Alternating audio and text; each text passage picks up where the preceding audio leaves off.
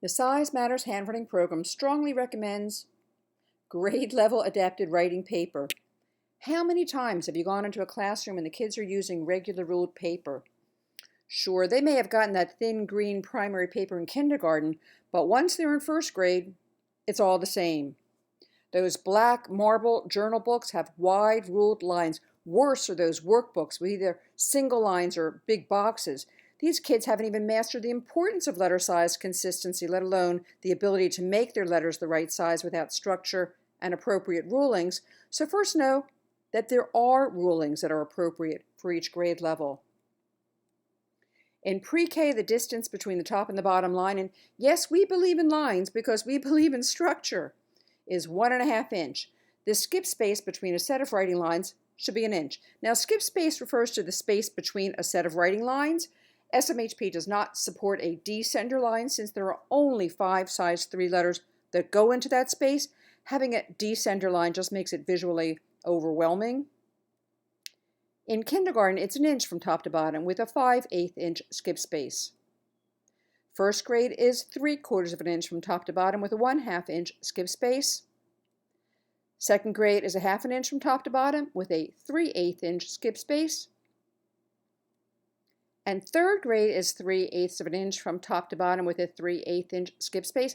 Know that third grade ruling is the same as regular ruled paper. What makes it adapted is that it has the middle dotted line, and the Size Matters Handwriting Program has a thicker bottom line since stopping is harder than starting. Be sure to supply each classroom with an assortment of grade level adapted writing paper. Let the kids select which paper they want to write on. It's amazing how many times they gravitate toward the paper they know would work best.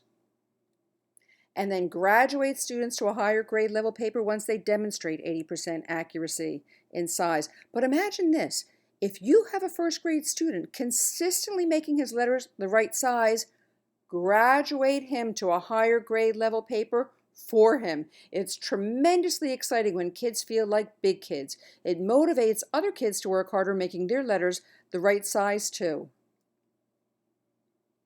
Now, you are welcome to use these guidelines to create writing paper of your own, or you could copy them from the Master Guide of Adapted Writing Paper. This book has over 100 reproducible paper for pre-K, kindergarten, first, second, third, and specialty use. Some have figure starters and letter boxes. Figure starters are great for those kids who continue to make their family looking like amoeba. Instruct them to trace the figure starter and then add the limbs in the appropriate places. If you have right-handed kids, put the figure starters on the left side of the page. If you have left-handed kids, put the figure starters on the right. After they trace and add the limbs, they have a model to copy. Note too how our letter boxes are white. We want kids to see their writing.